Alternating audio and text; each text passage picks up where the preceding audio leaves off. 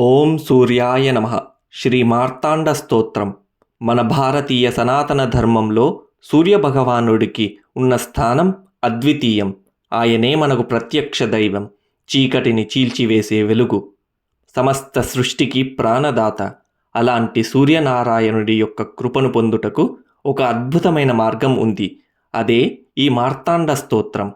ఆ తేజోమయుడైనటువంటి సూర్యభగవాను కీర్తిస్తూ మన జీవితాలలో ఆరోగ్యాన్ని, ఐశ్వర్యాన్ని, విజయాలని నింపుకుందాము. గాఢాంధకారహరణాయ జగద్ధితాయ జ్యోతిర్మయాయ పరమేశ్వరలోచనాయ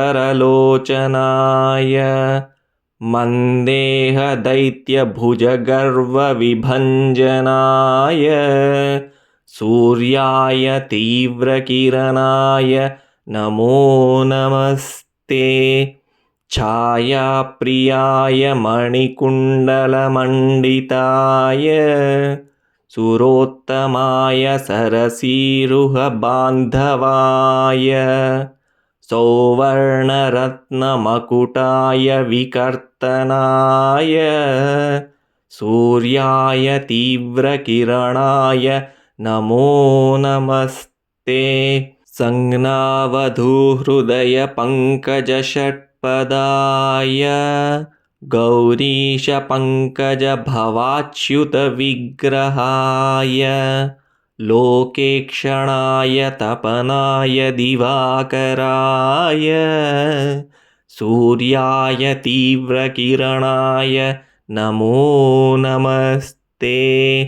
సప్తాశ్వబద్ధశకటాయ గ్రహాధిపాయ రక్తాంబరాయ శరణాగతవత్సలాయ జాంబూనదాంబుజకరాయ దినేశ్వరాయ సూర్యాయ తీవ్రకిరణాయ నమో నమస్తే.